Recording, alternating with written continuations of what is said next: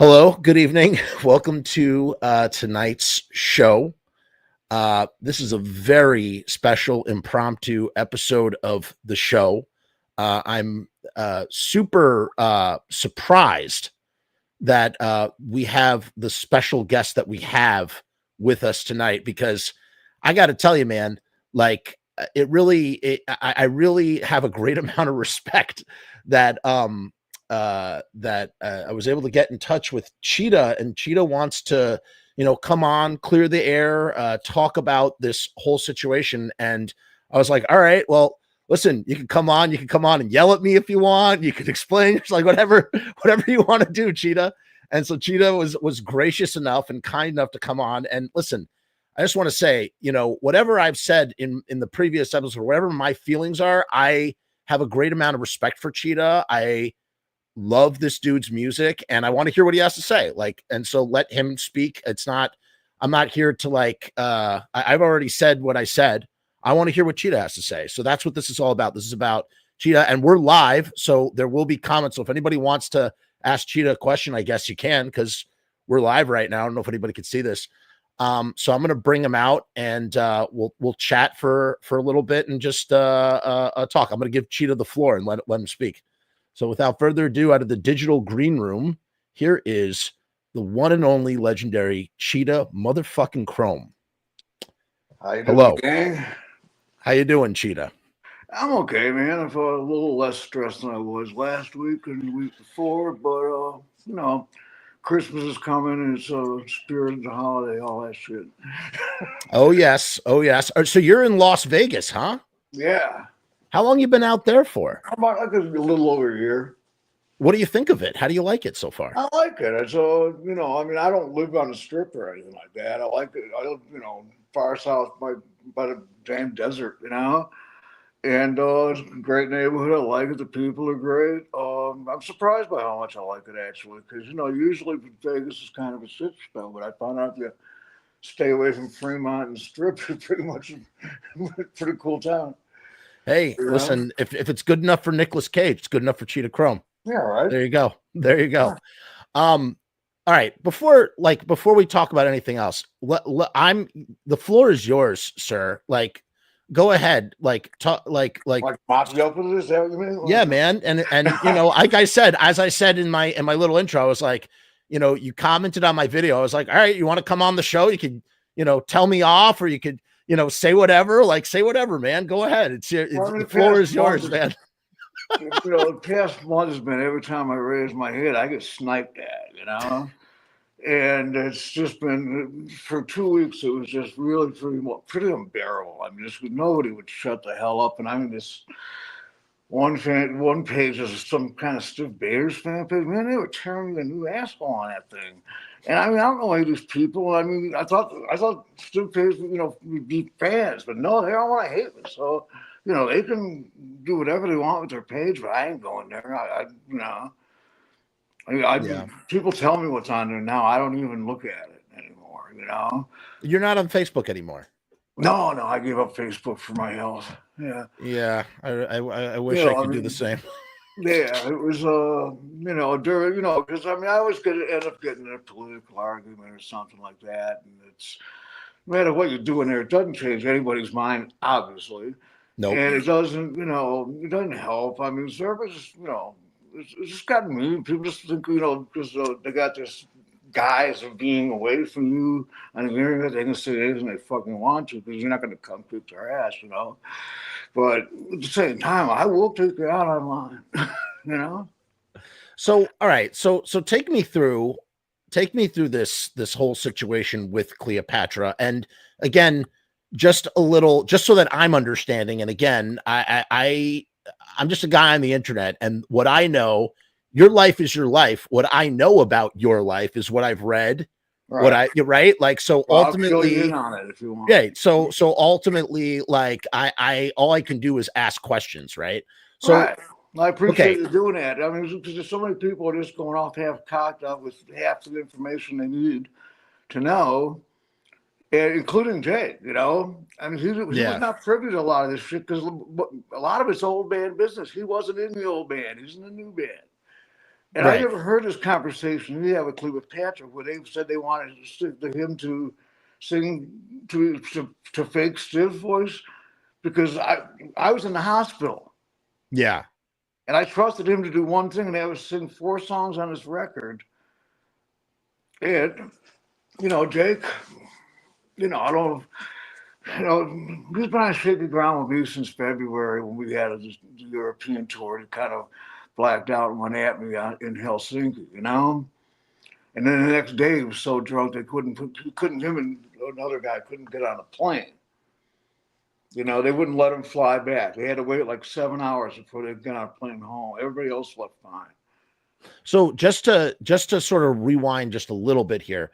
When did you guys first start talking with Cleopatra to do a record in the first place? That was like last August or September. I had met with him in Nashville a couple of years ago, and it got things set in motion because I do like Brian, I do like Matt Reed, they're a good team over there. They really are, and they're very supportive, and they really believe in the band.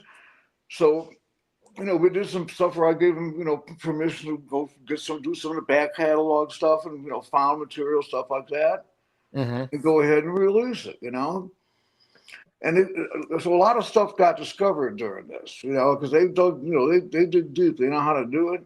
Right. They found stuff Archives. that I didn't know existed, and plus, Kirk Yano, who's an old friend of ours from Cleveland, had recorded these tracks.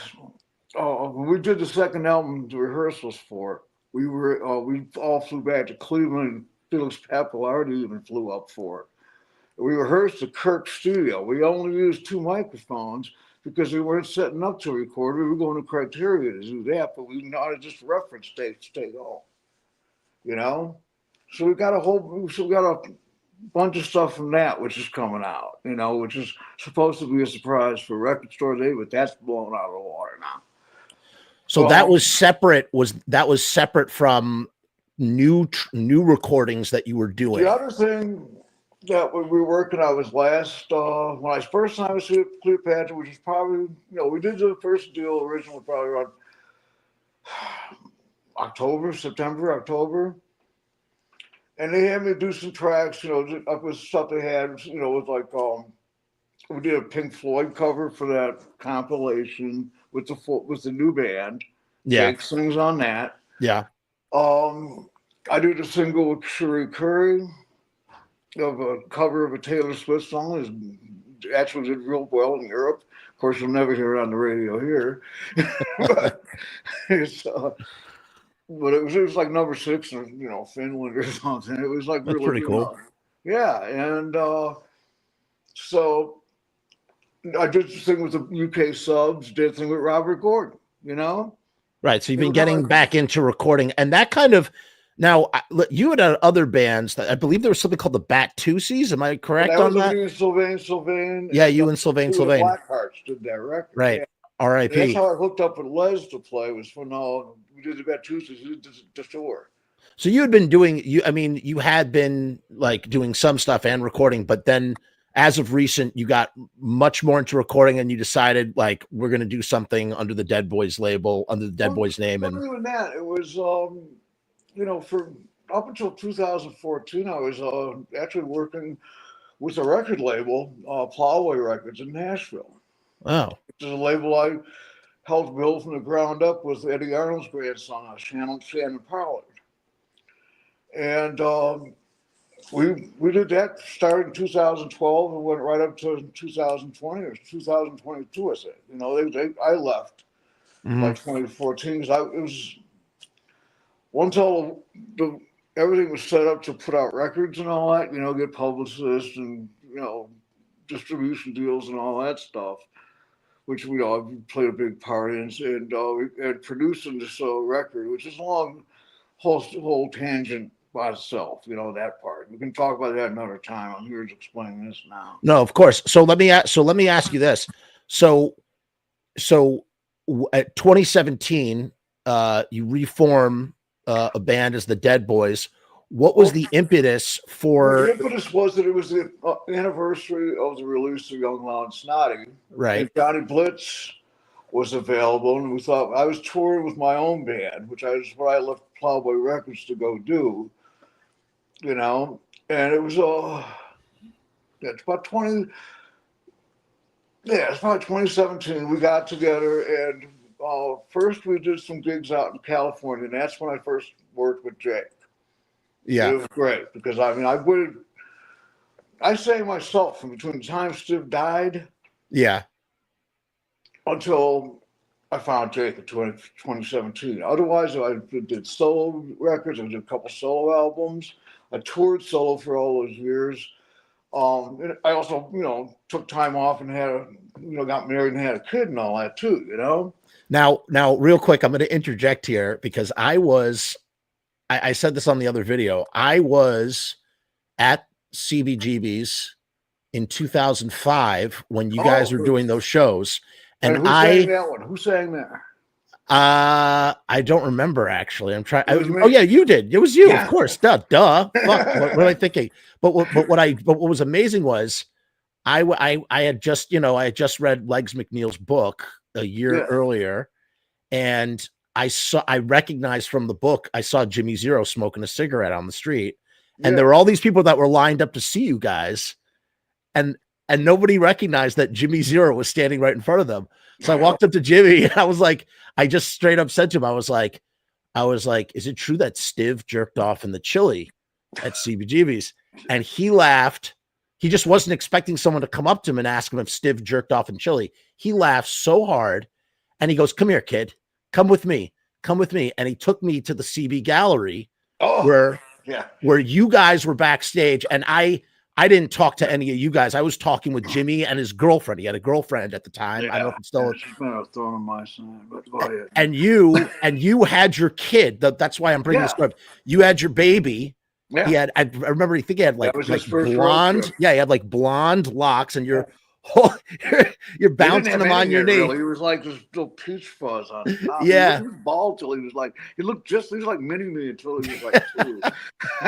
Yeah, you were bouncing him on his knee, and then Jeff Magnum was like brooding in the corner. Of course, yeah. And then Johnny Blitz walked in much later, and and that was it. And I just sat with Jimmy, and he told me about how you guys would call James Williamson on the phone to ask him. He didn't have the balls to. I did. Yeah. But that you geek out asking him questions, and that he would entertain your questions, and I don't know. Well, the thing was at one point when we were doing the second album, I wanted James to come in because Felix Papillari, I mean, he ruined that album. I read that in the book. I couldn't save it. I mean, he knew to us. He really did.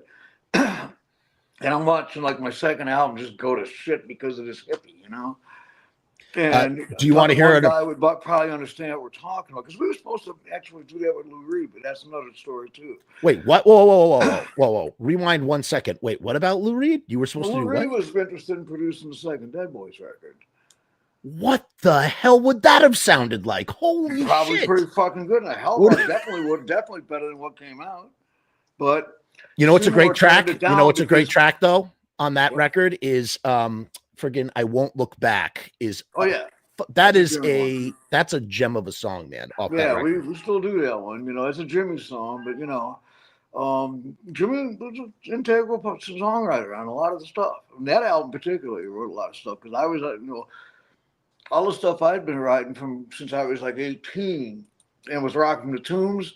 Mm-hmm. All came out on the first album. The second album was a different thing, And right, you had Down in Flames. I had the second album syndrome where I was having, writer's block and shit like that, right? Yeah. And I had came up with a couple of them. I helped with Son of Sam. I helped with, Catholic Boy and Third Generation. The credits are there. But you can, obviously Johnny and Jeff are the only ones that didn't write something. So I mean Jeff played live, but it sounds like Jeff wasn't very involved he kept quitting, he kept whining, he kept he just wasn't very pleasant to work with. You guys went out before and he he did, couldn't right? take the road at all. He would be wanting to go home on the second day on the 6-week tour. Yeah. And I mean, he just wasn't cut for it. But now he's got bitter fruit, or sour grapes, whatever they call it.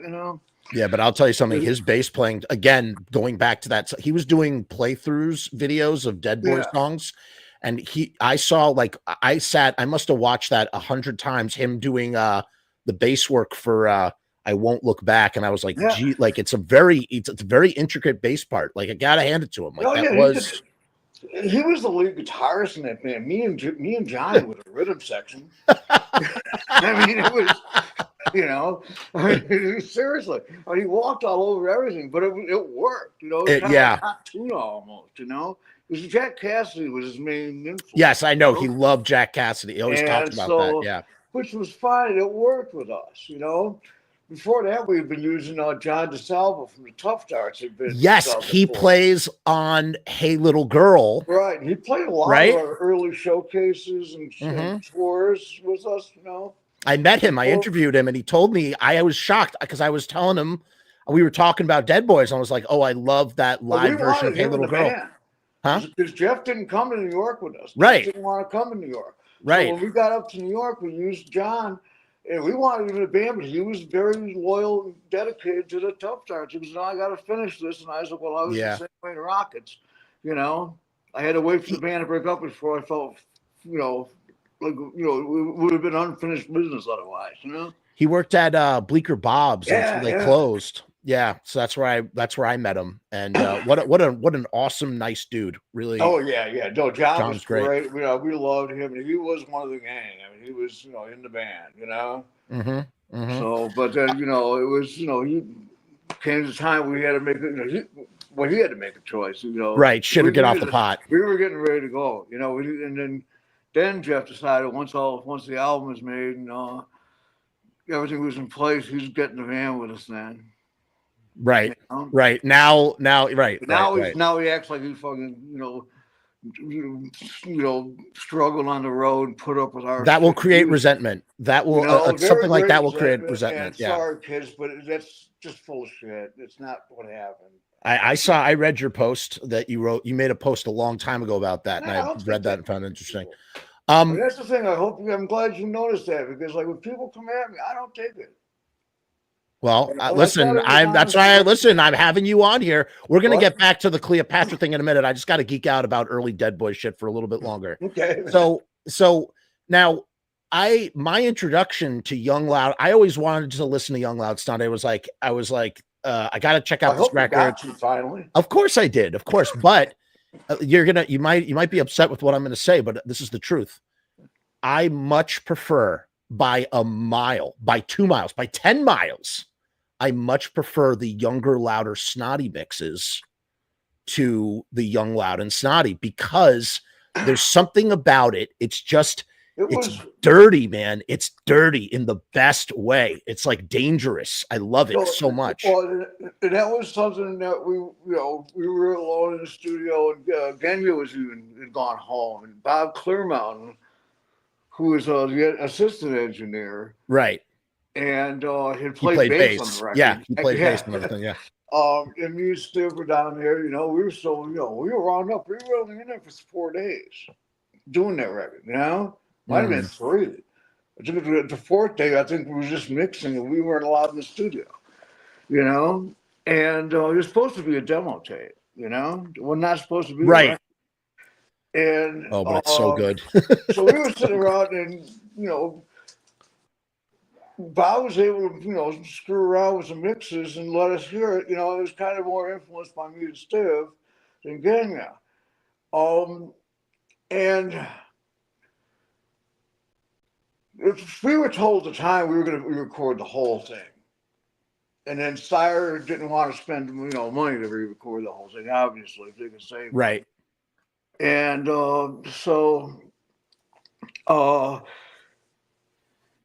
Genya went in and mixed it, and what she came up with was really, great. It didn't seem like it's us at first. We liked it. We liked it a lot. But we really thought we could do it better. But I'll tell you, that record has stood the test of time better than a lot of stuff that came out at the same time. It's an incredible record. And here's the thing I will say, I'm not trying to blow smoke up your ass. Like, this is like credit to where credit's due. Even when I was like more critical in my other video, well, I was more critical in my other video, but I said that, like, the reality is that the Dead Boys sound, even before, like around 1980 is when all the hardcore stuff started, but the Dead Boys were one of the hardest rocking bands before that. Like, they really, you guys really, yeah. I mean, of course, but like you guys were, I mean, you guys had a really ferocious sound, like really ferocious sound. I mean, those are dangerous songs. We still scare people, They were dangerous songs. So, okay. So now let's fast forward. Let's fast forward. We're going to hop in the time machine, go through some decades. So it's 2017. That's the reason why you guys restarted. You and Blitz restarted the thing. You got this guy, Jake. Blitz, listen, I got to get my years straight here because... Well, I want to interject one other thing. So where is Jimmy? Did Jimmy Zero didn't want to tour? He didn't want to be involved, or like, what was the deal with that? Jimmy had an accident at home. Oh, Bears or something like that, and hurt his head, like damaged his skull. And he was fine. I mean, I've talked, I haven't really talked to him that much since because because of this bullshit has driven us apart. Yeah. But at the time, I mean, it was very concerning, and it was everybody worried about it. Nobody wants anything to happen. I'm sure they all want something to happen to me now, but I don't want anything to happen to them, and Johnny doesn't want anything to happen to me. Me and Johnny, we don't speak much, but I speak to his wife, and we're. She checks in on me for him, and I tell her, and I check on her, him through her. It's probably best that way. Me and Johnny. Well, you still care. You still care about each other, so that's good. Me and Johnny go back even before Rockin' the Tune. So I mean, that's we would like go back to like 14, 15 years old. I mean, Johnny didn't even have a license then, and I didn't drive till I was 40. So. What did Joey Ramone? Joey Ramone was like, come to New York. That's where things are happening. So you guys literally, what did he say to you? We met him at the Tomorrow Club in Youngstown, and there's the whole gang, went down a couple cars to see him. And back then, punk band in Youngstown did not draw a lot of people. So we were pretty much a good half of the audience. And it was the album had just come out too. I mean, it was like the album came out and they would play there like 3 weeks later, And so we got to hang out with them and meet them, and they were really cool. And they were like us, you know what I mean? To us, they were very normal, and we're the guys from Ohio that are supposed to be nerds, and they thought we were cool, because compared to everybody else in Ohio, I guess we were. But it was, it was a musical thing. They could sense that we were, we knew what we were talking about, and so Joey went back and he flat out lied to Hill. He said, "Oh, these guys warmed up for us in Youngstown. They were great, and you should get them in here. Don't make them audition or nothing. Just get them in here." So we got the gig. No audition. I just a regular gig. Nobody did that back then. You know what's funny? That's a testament to, how they say like 90% of success is just like showing up or whatever. Yeah. You literally were like, you had a slot, and because you guys showed up, there you were. In 2-step vans. Yeah. From Cleveland, brought the whole. What happened? Someone was hanging out? Someone was hanging out of the car, something like that too. Something happened in those vans on the way down. Okay. On the way back from the Ramones gig, they wanted to follow. We had to take the same highway for a short distance and then go off to Cleveland. And they were going, I think, to Chicago or something like that, or Detroit, So they didn't know how to get to the highway. They said, "Oh, just follow us." And me and Stiv and whoever he was with, and me and my girlfriend in the car, and then Well, still was a Dana. Okay. So anyway, they were ahead of us. Me and my girlfriend were in our car. That's right. Okay, I'm remembering now. And then the Ramones were behind us. There might have been another car or two involved behind them. And we pulled out and we're headed down towards the interstate. And Stiv used to have this thing we used to, sometimes you'd be riding with Stiv, like he'd pick me up from work and I'd be sitting in the car and all of a sudden I'd hear something, I'll be ready to doze off, and I'd hear something, I'd look over, Bader's hitting the car, we're doing 65 or 70 on the freaking interstate, and I gotta go, whoa, and where is he? And then I hear something on the roof, and he sticks his head down, and we get up there, like hang on the roof of the car stuff. But anyway, he got up there and wounded the Ramones, which is brilliant, Is there anything more punk than mooning the Ramones? I mean, yeah, that's right. And pretty fucking punk. I still would moon a dead guy if he was sitting by the side of the road, and, so would I. I mean, we were mooning fools, So, all right, let's get back to this Cleopatra business before we talk more. Before we continue to reminisce. So, all right, so you're doing this stuff with Cleopatra. The band, you and Blitz have something happens between you and Blitz. Blitz exits. Blitz was not around by the time Cleopatra. Right, that I know, but like I'm just saying, just for anybody who may not be familiar who's watching this, at some point with Blitz. Yeah, and then we went in and did the record on Plowboy, right? The label I helped start, right? We re-recorded Young, Loud, and Snotty for the anniversary, right? Because at the time we had a manager, Ben Ewing, may he rest in peace. I wish he was still here. He's the best manager I ever had, and one of the best friends. But he died a few years ago of cancer. Sorry for your loss. Yeah, we have. I still haven't fully recovered because the guy he did a lot, and he got us into shape, and we haven't been able to replace him yet. I can't find anybody I trust that much or that knows as much as he did. That's what it comes down to. It comes down to knowledge and trust, and that's really hard to replace. This guy worked for Rodney Dangerfield, the Allman Brothers. Got the Butthole Servers their first contract. I bet he had good stories. It was cousins with all the Kentucky headhunters. So he had a musical life. Plus, he was in intelligence in Vietnam. Oh wow! Yeah, so he was like, he was a good guy to have around. It reminds me of Sam Elliott in the dude, the actor. Yeah. Yeah, he reminds me. It was the one with the Big Lebowski. Right, the cowboy guy. Yeah, that was Ben. Okay, you just gave me a picture. Now I have a picture of who he is. That was good. Cheetah. So at some point, you tragically lose your manager. Yeah. You and Blitz have a falling out, and he's not in the band. You keep soldiering on with this lineup, right? Well, what happened was that at the end of the first long tour. It was pretty clear that the band was turned into factions, Oh. It's one of the reasons I stopped working with Blitz years ago is because the Dead Boys, the same exact thing happened. The original band. It was because Blitz instigates mutiny against everybody, Like he plays everybody against each other. He's a bad person to have in a band. Because he'll get everybody in a fight, and then he'll sit there. Road weary, and tour crazy. Yeah, just a little mean spirited too, Yeah. Some guys, some guys just like to want to watch the world burn, like Musk, And old Johnny's one of those guys. I'm glad he's not a billionaire. I'd be toast.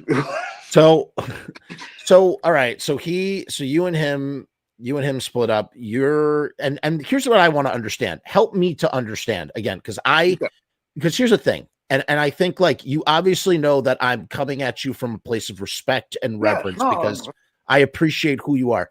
But my point of view, as a fan, as a guy who was not around to see the original Dead Boys too, like just a bunch of different stuff. For me, semantically, when I think of the band, I'm thinking of like that band that recorded Young, Loud, and Snotty all those years ago.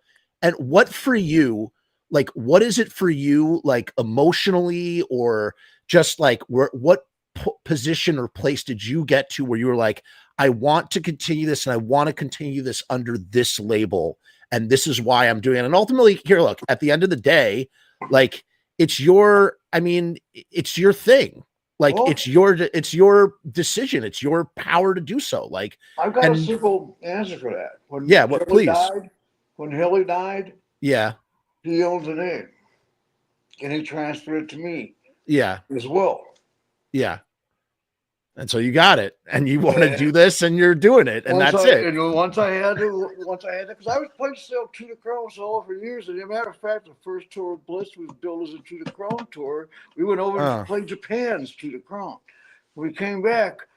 Then Hilly had passed away in 2007 or so. The name got transferred. I was able to use it.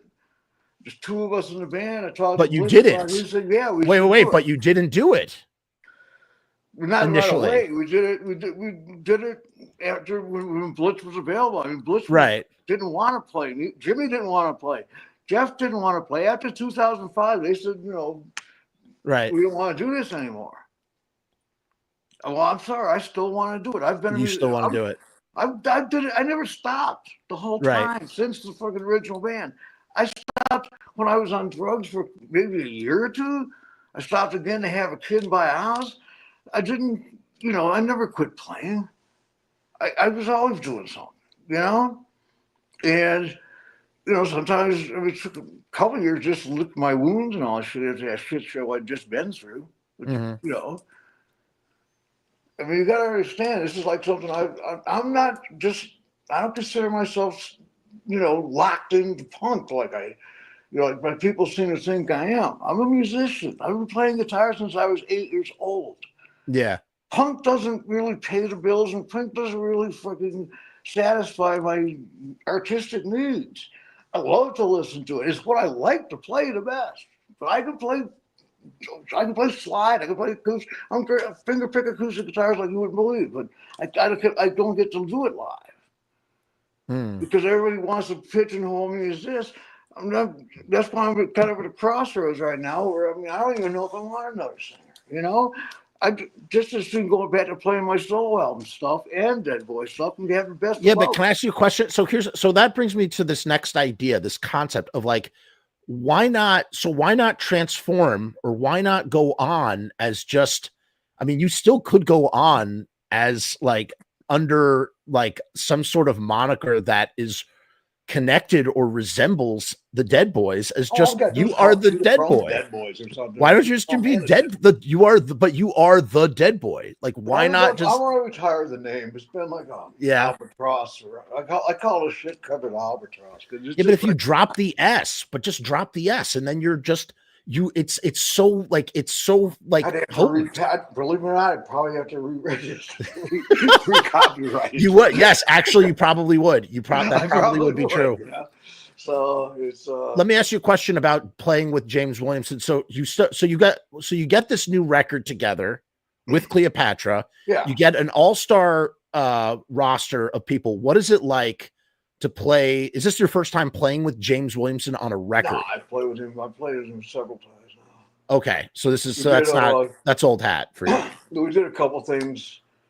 We did a couple show in San Francisco. We did a thing in LA. We did that Relic tour. Right. He also you played. And then I sang Search and Destroy with him and with Cleopatra. So over the years, we got to rehearse together, we got to play together, get to hang out, not as much as we like to, because we both got people around us all the time. We never get a chance to talk one-on-one as much as we like, But we have a good time, and hearing that sound come out of that amp 3 feet away from you was incredible. Oh yeah, on Death Trip alone, man. He still packs a punch, but yes, he does. And if you listen, for anybody out there who's not heard James Williamson's guitar playing on Death Trip, the song Death Trip, it's just like Cheetah. Am I wrong? It's like the notes are being like wrung out like a sponge. Nothing like that, and Pretty Face Going to Hell. He doesn't like it? He doesn't like playing that? No, I said no. He liked it. I'm Oh, he sure he likes it. does. Yeah, I yeah, mean, yeah. but I mean, that's my favorite. I love, because I know raw power inside out. I can play, Sure. and it's some of the trickiest guitar playing.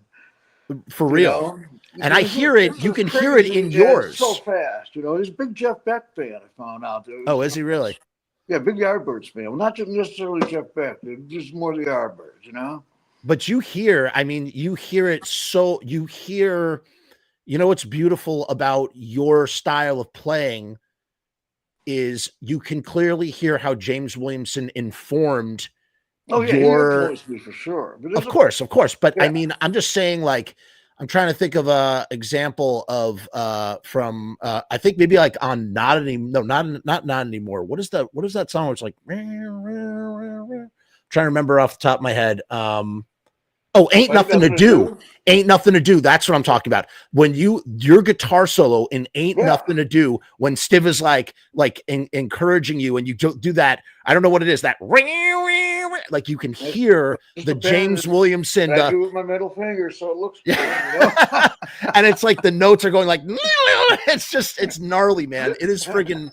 It is gnarly. God damn, that is a good fucking record. Yeah, no, I love that. I got a scar on my finger. I don't know if you can see that in your camera, but no, I can't really. Wait, let me see. If you zoom in on that, move your finger over a little bit. No, other way. Yeah. I think I see it. Yeah. There's like a black dot in the middle there. Yeah, I see that. That is from playing Ain't Nothing to Do for 50 years. Wow. Talk about bleeding for your rock and roll, man. Yeah, so all right, so you get together, Glenn, Clem, James. You got Jake. Jake is still involved at this point. You're trying to do a record, and well, let me clarify here. Go ahead, clarify, please. Can we pause for a second? Let me take a leak real quick. Oh, absolutely. I'm going to do my sponsor ad thing. Go take a leak. I'm going to do my thing. Go ahead. Thanks, man. Right back. I gotta say, it is really, this has been all, no, you go ahead. You go ahead and take a leak. I'm talking to everybody. I'm saying, go ahead. Cool. Take a leak. This has been wonderful to have Cheetah on here. And I see everybody's questions in the audience. We can get to some of those in a little bit. We will try to, as we get through this show. So keep your questions. You can keep them coming. I just want to tell everybody about Riot Stickers. Riot Stickers is the official sponsor of the Frumess channel. If you go to riotstickers.com, you can get 100 die cut stickers for $33. That is an insane friggin' deal. Or you can get 200 die cut stickers for $66, or you get 300 die cut stickers for $99. Free shipping. Link is down in the description. Go to riotstickers.com/Frumess. That's FRUMESS. And get yourself some stickers today. They're made with a computer guided scalpel. You can't go wrong. We're going to be right back. We're going to play this video, and we're going to be right back with more Cheetah Chrome. I got to say, I'm really stoked to talk to Cheetah, because I've always been a Dead Boys fan, and it is very cool to speak to him and hear him talk. And I really do appreciate him coming on and doing this. So let's play the video, and we'll be right back with more Cheetah Chrome. Cheetah, we're going to play this video, and we're going to be right back at 60 seconds. All right, cool.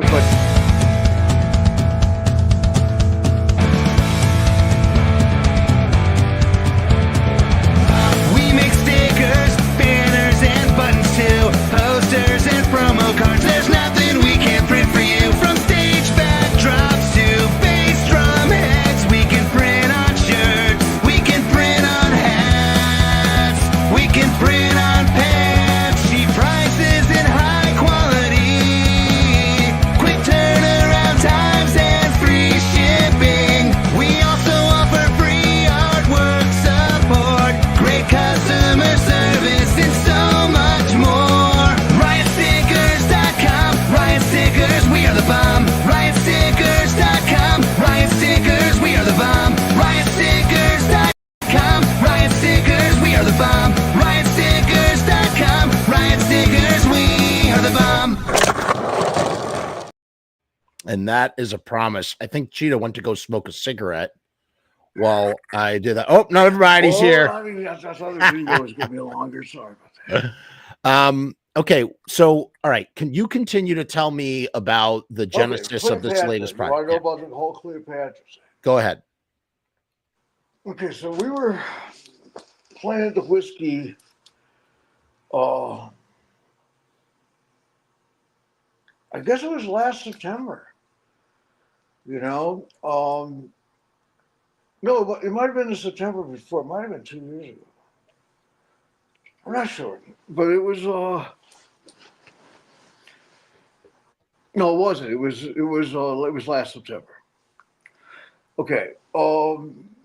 We hadn't signed with Cleopatra yet, but we had been talking with them. We had a meeting with Cleopatra, Brian, Matt Green, our booking agent, a couple other people who were possibly going to be involved in the project, you know. And the band all got, you know, we had Smokey on drums. That's why I was confused. Smokey was in there for a second. He was the guy when this guy had planned for the tour, didn't he had a Didn't cut relapse. the mustard. Well, he had a relapse, a big bad. Oh, I'm Yeah. sorry to hear that. And Yeah, fell know about asleep that. from between sound check and the gig. He fell asleep and didn't show up, and this kid volunteered from the audience to play. And so I said, "Well, let me hear him for a second or two." I said, "Oh yeah." I asked him if he know this song or this one. He knew them all. I said, "Well, yeah, give him a chance," you know. Kid did great. Ended up joining the band for a year, you know, or 6 months at least, you know, and did 2 tours with us, you know. And he was great. Smokey, hope you're alive. But anyway, we came back, and that's when things got serious. We got to start talking about future projects and what was going to be. That's when contracts got drawn up and all that was in this period between then and December. And one of the ideas that Brian came up with was to do this record. And it was very loosely mapped out. Okay. And this was at the Rainbow after a gig and a couple beers, you know. And so we agreed to do, let's pursue this. And, they were doing some back catalog stuff with me anyway, taking over like a lot of my solo stuff, you know. Right. So that they could re-release in the future or they could, exploit it, whatever. I mean, I don't know, it's stuff that nobody's paid attention to that they're paying attention to now, so I'm getting paid, which nobody else was doing it for me. Okay, that is very okay. Okay? Now I'm on. Yeah. Okay. All right. Same reason Iggy's yeah. with them is you've got so much shit out there. You know, I mean, nobody has the time to sit down and go find it all. He's got a team dedicated to it. Right. Mm-hmm. Okay, that makes sense. Yeah. So it made sense, and this idea came up. So the idea was basically it was supposed to be, I thought, a Cheetah Chrome solo project, but because the way the contract is signed, since I am the name Dead Boys, Cheetah Chrome and the Dead Boys are pretty much considered the same entity. Okay, so it's synonymous. Pretty much, but and whether I agree with it or not, it is something I don't agree with really. But because this should not be called the Dead Boys album. It's because I'm the only one on it. It's unfair to my band. So you personally feel that way, or you personally? Yeah, they know I feel that way. I've told them that. Okay. Yeah. And but legally they can do whatever they want to market it.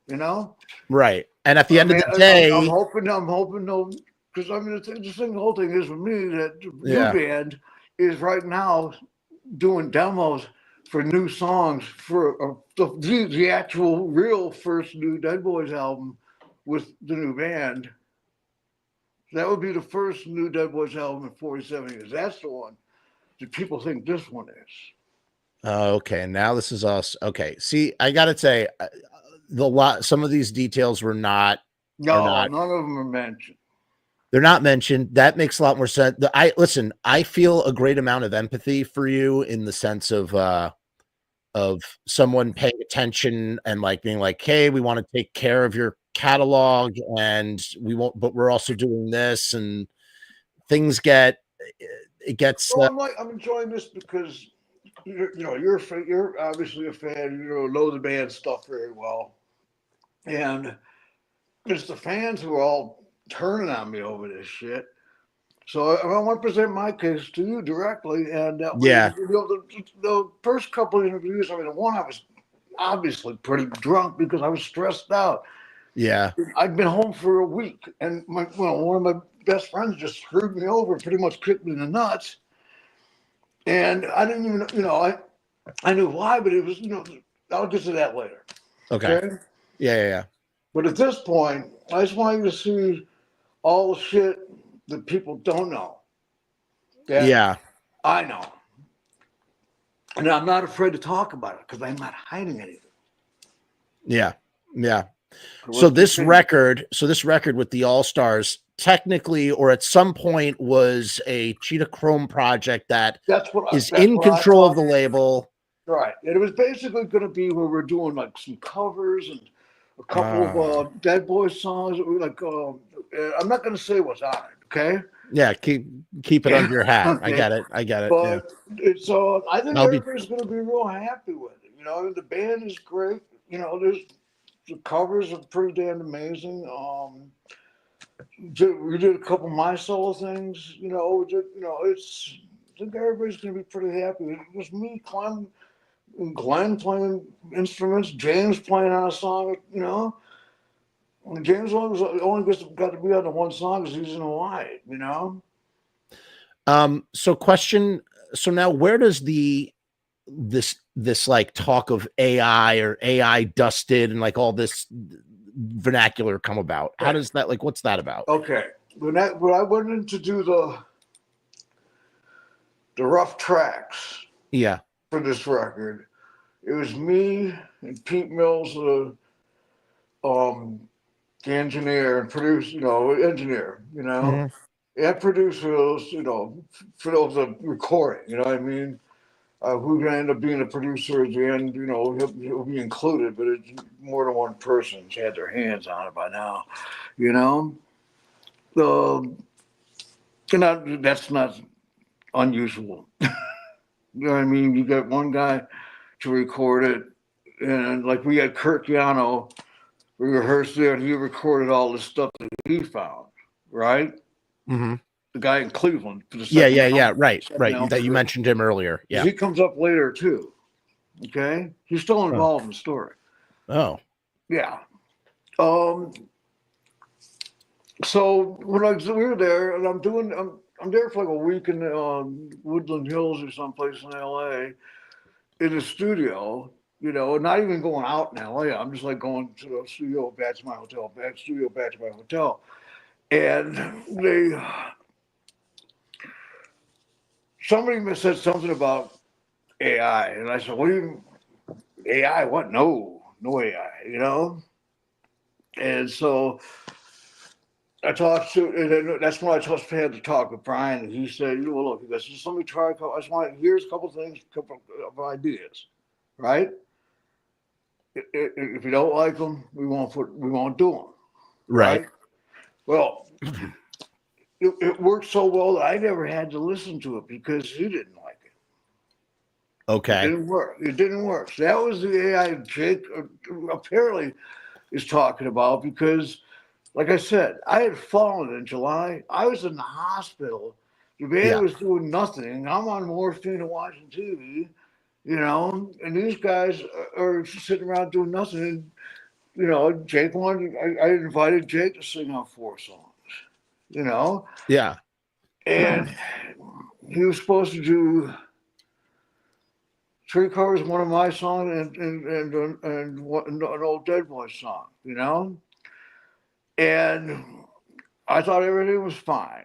3 days later, I get this drunk phone call from Jake screaming about how I lied to him about something. And I'm like, what the fuck are you talking about? Yeah. And then I get a call from Brian after Jake comes up, and he's like, man, that guy's an idiot, And I mean, so I'm like, what the hell happened? It basically, I guess, I don't know. Jake says Brian wanted him to sing Stiv's parts. I don't know. I was not there. If that conversation ever happened, I was not there, and I don't know about it. And I know that no AI went on the fucking album from that. Okay? Mm-hmm. Jake called up Brian, ranting and raving, and being so abusive and obstinate and bullheaded that Brian wouldn't talk to me for 3 months. Oh shit. He didn't return my calls. Meanwhile, Jake's calling me all the time, going, "What's going on with his AI? What's going on with his AI?" I was like, "Well, nothing, because Brian won't take my calls. What the hell did you say to him?" You know? And this went on for 2 months, 3 months, just before the tour. And then Jake, after doing all this, which I was still, I still had, I probably got to go in and do 4 vocals that he was supposed to do. You know, right? Because you gotta take care of the record, because I did you're contracted to do something. I'm waiting to hear what I did on the scratch version. If I know for, I went for takes. So if they're good enough, I'll use them. But I might have to go in and clean this shit up. And I still have no idea. I've just sat down with both of them and said, what actually happened on this conversation. Matt Green doesn't know. He knows he did hear Jake screaming over the phone, because Brian took the call at the office. Right. So other employees did hear Jake screaming over the phone. And that's all I know. I was not on the call. Like I said, I was nursing 6 broken ribs and 4 broken vertebrae, high as a kite in a fucking hospital for 2 months. How are you doing, by the way? How are you feeling health wise? Are you're on the mend? Good, man. Good. I'm glad to hear that. Last year was real bad, Sure. I mean, to come back from that is not an easy thing. Well, see, the problem is I have, and I don't usually talk about this shit, but I got something called peripheral neuropathy. Okay. In both feet. I don't know what that is, but I'm sorry to hear that. It's nerve damage. It's nerve damage. And it's like fibromyalgia, but concentrated in your feet. And the only thing that's incurable, the only thing they can do for it is give you gabapentin, which sucks worse than just dealing with it as it is. But my feet are numb half the time, or they're either numb, or they feel like somebody's putting cigars on them, Oh my Lord. And it's like hallucinatory pain signals from your feet to your brain to get mixed up. So your brain confuses normal shit with doesn't know how to react to, like, me taking a step. So one time I might feel fine, the next time I might feel like I broke my foot. You never know. And you're on stage trying to play like Down in Flames. On stage and all that, and it throws off your equilibrium. And you having a few beers before I go on, doesn't help. That's why I was cut way back up until fucking all this shit started. Because I went right out and got hammered, Yeah. Shows in a couple of those interviews. I could have handled it better, but I was pissed, I was very stressed out. I got home, everybody else's tour is over. I got a whole another 2 weeks of getting sniped at by everybody on the internet. I was going to say, so the tour that you were planning to go on, that's demolished at the moment. Oh no. We're getting a new singer. Oh, okay. Sorry, didn't clarify. We actually have. Oh, you do have a new singer. I'm not saying a word now, but yeah. Okay, yeah. All right, so you're lined up. Gonna be real happy. Cool. Okay. So now separately from, so you have I'm going to quote unquote, just for the sake of differentiation, the all-star record, the record with your legendary punk friends that are on it. There's that, but then separately from that, there is a record with new Dead Boys songs, and that's something you were demoing. With this band. Okay. Yes. It hasn't even begun recording yet. We are we're doing demos, writing demos, working on new material, and we're about halfway done. And then that's done, we will record it this year. It'll probably come out later in the year.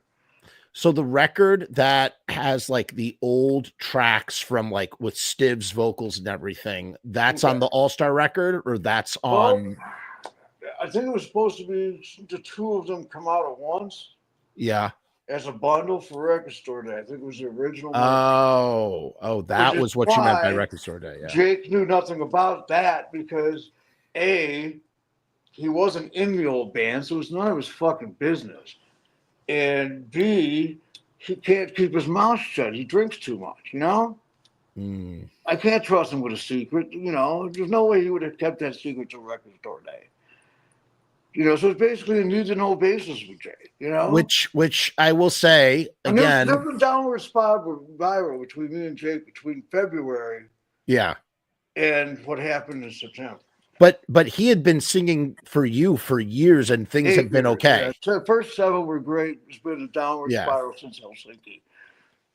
Gotcha. And now, so to be honest, I was getting ready to let it go.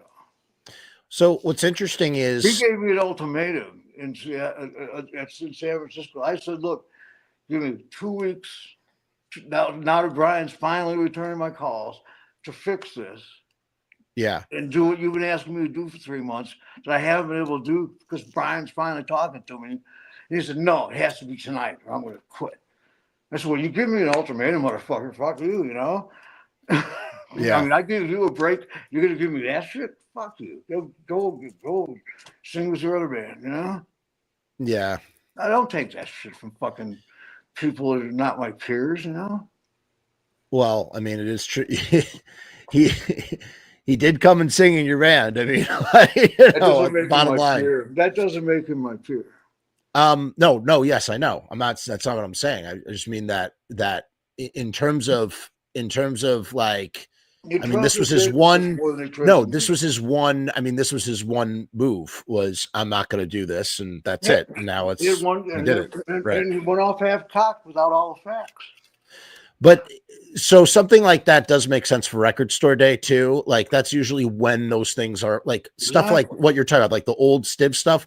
Like that's made for Record Store Day. That's what Record Store Day is all about. Like, okay, let's get to the actual use of the AI. Okay, yeah, let's talk about it. That's where it is. It's on that record, not the other one. Okay. Okay. Now this whole talk about Stiv's fairy dust and all that shit. I believe that is what Brian's original idea was, and he didn't like it. It wasn't supposed to be somebody singing into a mic. Yeah. And having it trigger an AI program that's going to make it sound like Stiv. Yeah. It was not that. It was not that. I don't know the details of it. You would have to do an interview with Cleopatra to find that out, I think. Yeah. Because I wasn't there either. I mean, seriously, the press release is interesting because that they put out was interesting just because like it's like they don't want to use the word AI. They're very careful to just say like words like dusted and this and that. It's like they're trying to problems with it in the past. You know, I mean, I'm still working with them. I'm not gonna hammer Cleopatra. I'm not here to. Because none of this is my business. I mean, I don't like AI. My opinion on AI, my genuine opinion, is fucking dangerous. And if you wanted to, it should have been stopped. But the time to do it. No, it's got that train is sailed. The time to do it before you bought your fucking iPhones. When it was, that's when you should have been worried about AI. And that's when you should have spoke up about, well, we don't want this kind of technology involved in our society, because instead you got whoa, look at this shiny new phone, and everybody went and bought them. And guess what they did? They paid to have AI developed and implemented into our society. Well, I will say now it's everywhere, and it could take over the world. The more shit I watch about it, the scarier it gets. But it's, you know, the stigma is that everybody thinks that it's made to rip off dead artists and to put people out of work.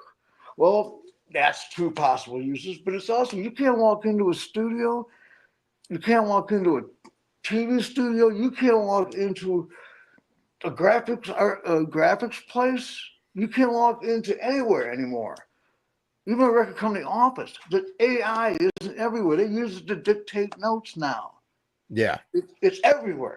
And the time why I'm the poster boy for it all of a sudden, I don't understand, because I don't like the shit myself. I don't believe in it. You know, The reason why I can answer that question for you, I can answer that question, and you don't have to comment because of what you just said, but I can. Do you want me to answer that question? Yeah, I'll answer that question. If I'm asking you, and you're saying yes, answer it. So I'm going to answer it. It's because of that press release. That press release is what started the whole sort of train, because that caught. Oh, sorry. Started it. You're right. You're right. No. You're right. Jake said that, and then coupled with at the same time that press release, those two factors together, and then that's the zeroed in on you. I acquired everybody. Okay. I was in full damage control, stressed out, and I had to get back on antidepressants over this shit. It sounds very stressful. It sounds very stressful for sure. Listen, I have to tell you, I really do. Again, I do appreciate you clarifying so many things that I didn't have answers for as I was learning about this news, trying to process, trying to understand. I got somebody sober enough to fucking understand what I'm talking about. It's easy, But I didn't. There was a guy that the guy that opened his mouth and thought he had a scoop, didn't have shit. And then it got picked up. It got picked up by a lot of places. Right now, but he didn't have nothing then. Doesn't have anything. Yeah. So sorry. So where do you think? So where do things go from here at this moment currently? From whatever you feel comfortable being able to talk about, where do things go? I can't say too much right now because obviously there's all I want to say about the press releases is Cleopatra's in the business of selling records. We were forced into a corner to do some damage control without fucking much notice. Sure. And I'm not responsible for how they handled it, but they gave me a lot of support when I needed it right there during that time, And it wasn't, say this. No, nothing like that. They were just here for me to call them up and vent, Mm-hmm. Mm-hmm. And I mean, I'm talking about the whole team. There's Dave, Brian, Matt, Dave. They got a very solid bunch of people over there. They've been in business a long time. They know what they're fucking doing, And so people might not like everything they do. I don't know, but all I know is I judge people on how they treat me. Right. And the way they're treating you is. I'll listen to your warnings. I'll put them in the back of my head. But it's how you deal with me that's going to be where my judgment comes from.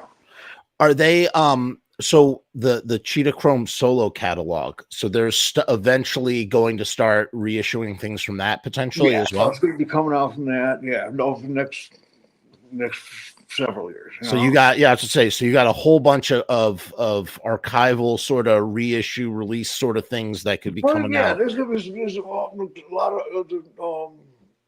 a lot of all that stuff from the old days. Sure. Not the original band stuff. Maybe some of the bootlegs, because everybody in the band bootlegs at least one, So those live records, Return of Living Dead Boys, Night of Living Dead Boys. Was it Twisted on the Devil's Sport? That was Jeff. And there was the one the Nun on it from the I've seen that Sunday. That was by the way, that's another great reason why I love the Younger, Louder, Snotty record so much, because it's all about, you guys are all making fucking manginas on the fucking cover. I was like, what the fuck is going on? It's just we used to call it the cunt trick. Dude, how things have changed.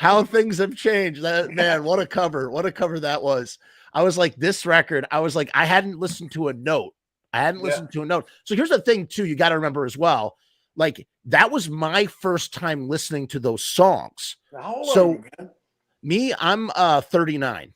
So I was born in 85.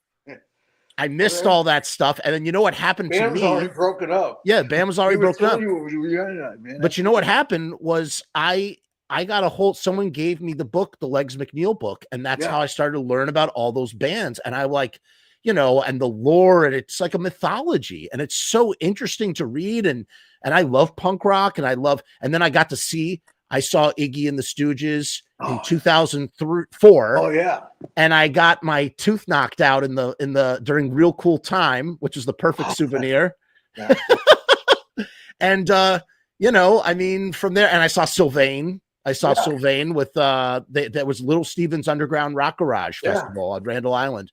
What was it like? So what was Sylvain like? What was it like? What was it like to work with him? He seemed like such an incredible man. Like, what was his deal? He was definitely, I mean, one of the warmest, coolest, sweetest people I ever met. Good friend, you know, for years.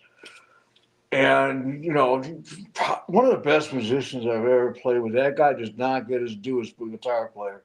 Because he, when you know his full history with the Dolls and all that, and I mean, when we were in the Batuses, we got in several situations where, I mean, recording together and jamming together, and Sylvain could walk into any group of musicians, or just go pick up a guitar in the middle of a jam session and come in and just the best natural instincts for music I've ever seen. I mean, that's my most warm memories still. That, you know, just what a great guy to hang out with. And I'm talking, you know, I don't mean going out to bars and shit. I'm just talking about smoking a joint in the back of the van and sitting back watching a movie at the hotel, you know? I'm just a wonderful human being, and I love him to this day, and I'm so sad he's gone. Absolutely. Too, you know, he's the same kind of guy, you know. Yeah. You know, the egos of, you know, that's one of the things about the New York scene. Like, nobody had an ego. I mean, they did. They got called on it, you know. And everybody knew, you know, like, we're all in this shit together, you know. Right. I mean, you had a there's not any reason to be, you know, competing or anything, because there's apples and oranges. We're just 10 different bands. We all sound different. We all look different. There's room for all of us, you know. And that was the punk attitude, really, you know. And it turned into something really beautiful, dude. Like my son said, he goes, you know, Dad, you know, you realize that the punk movement was bigger than the 60s? And I was like, yeah. She told me that. He goes, yeah, because its influence on society was bigger than like Woodstock and the whole 60s thing. Well, I'll tell you this for sure. I will say this too. The reverberations, the vibrations of the punk movement from the New York scene or whatever are still felt today. You feel it in pop culture, not in the same way. The 60s did not travel contemporarily in the same way that the punk stuff did. Well, case in point, when I first moved to Nashville in 1996, I moved from New York. I got there. I needed some jeans. You know, I used to get mine trash in vaudeville, you know? Yeah. Or go to a Hudson's, you know, on 13th Street and get Lee's, you know? Yeah. And I came down here and, like, you know, you couldn't find black jeans. And skinny jeans, forget it. You know? They didn't even know what they were. You couldn't get a hard, you know, you couldn't get a bacon and egg on a cheese and a hard roll. I asked for a hard roll, they'd be like, a what? You mean a biscuit? Very New York thing, bacon, egg, and cheese. You know, yeah. I'm in White Plains, New York, so I'm right. I'm right above New York City. About, yeah. You know, a regular coffee that confuses the hell out of me to this day. Yeah. You know, I drive people nuts at Starbucks with that one. Yeah, you just know regular coffee. Oh. You want a venti? You want a venti? No, that's too big. No. I just want, you know, just regular coffee. But you just did this just now. Sugar, you know. Like this is the visual. I don't, you know, usually I'm drinking it before, you know, faster than you. I can tell you how to make it. You know. That's good. You know, New York's a cool place. That's what I loved about it. But it's not that way. I mean, you can still get that, but Back in the old days was the good days. That's why for me, again, I obviously I wasn't around for it, and your opinion is going to obviously vary from my opinion, but the idea that at the very end of CBGBs, I was reading this book. Yeah. I was interested in the culture, and I was able to go to CBGBs at the last couple of years. I saw, I saw where you guys played, and I met Hilly once, and my friend's band, they played there, and it was like getting to see the sun setting on this incredible era that, man, Which I would have made if Zero would have introduced you. I could have taken you back and showed you the kitchen where the chili used to be made. I was there. I did. So yeah. Totally. So when now, can you really imagine us all standing around a fucking pot of chili, jacking off? Yes. You can't. Okay. No. That would be it would be so. Listen, for anybody. Okay. So for anybody who's watching, over a fucking pot of CBGB chili, nobody. One time I had a bowl of fucking one of the beans grew legs and walked off. I'm not kidding. So fucking roach in my chili. So for anybody who was not at CBGB's, and then at the very least, as someone who was not around back then, I can at least say I was at CBGB's. If you go back, there are 2 rooms, and the kitchen was in the first room, Cheetah, right? Second one. And it was gutted out. They gutted out all the stuff, and they turned it into like first one was the dressing room right behind the stage, right. The second one was the kitchen. Yeah, they turned it into another dressing room. Right. And when I was there, it was all covered with everything and whatever. Yeah. But the idea of going back there, and I thought about that scene the first time I had gone back there. My friends were playing on like a Tuesday at like 5 p.m., like whatever, just like to nobody, right? Which is what CBGB's is, right? And I'm like back there, I'm going, that's one of these 2 rooms, because I didn't know which was the kitchen. I was like, one of these 2 rooms is where Stiv Bators jerked off in the chili. Wow. And that was before you guys were doing those two shows. You would have had them out the floor to get a dog. Yeah. Right. Oh my Lord. That's what we used to lock the Salukis. After Johnson had puppies. Yeah. His girlfriend had puppies. They had like 6 Salukis, and during the show they'd run around the club, but then at night they'd all be locked up in their back room. They get loose, they break out and shit like 6, starting to be, fairly good sized dogs shitting all over the goddamn place. I'll never forget one time we were having a band meeting, and we're all sitting at a table, and it was like 11 in the morning. We all had hangovers, including Hilly, And Dana, his son, comes in. He was running up. He goes, Dad, you're not going to believe this. The puppies got out of the kitchen. And they got loose in the club. There's shit in the kitchen. There's shit down the stairs. There's shit on the stage. There's shit everywhere. He just goes, oh, let's hope it turns to gold.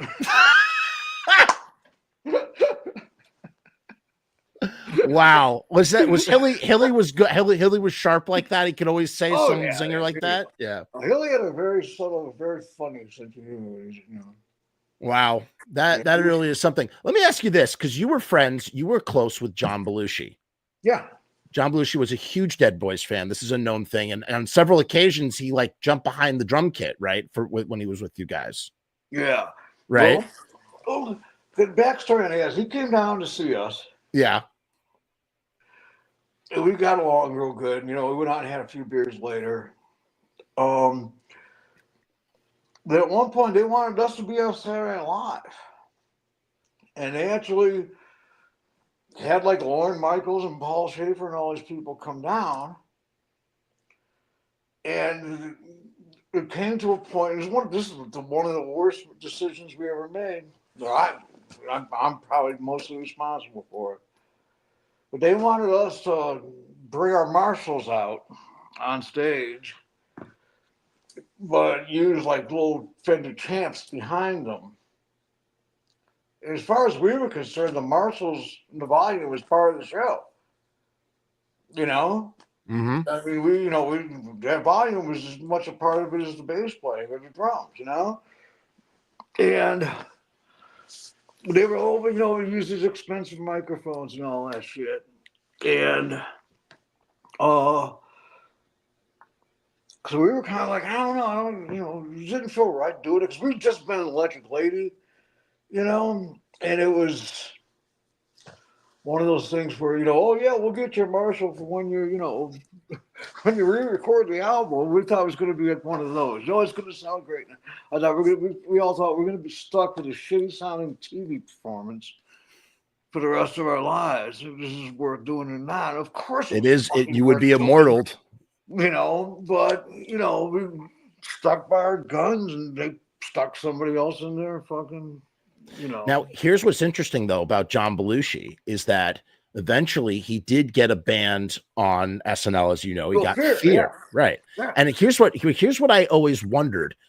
And I asked Lee Ving, I had Lee Ving on my show a long while back, and I asked him, I said, Lee, do you think that you guys being and like destroying those cameras, like the whole thing, like, do you think that was John Belushi's like sort of like low key, like backhanded kind of revenge on SNL as like a fuck you SNL sort of thing to like do something like that? And he agreed. He thought so. And I wonder, because I know he had a tumultuous relationship with SNL even before he left.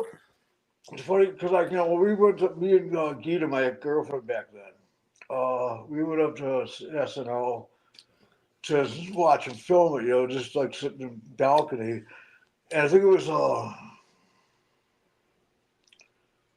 Meatloaf was the musical guest. Oh, that's awesome. And Christopher Lee was the host.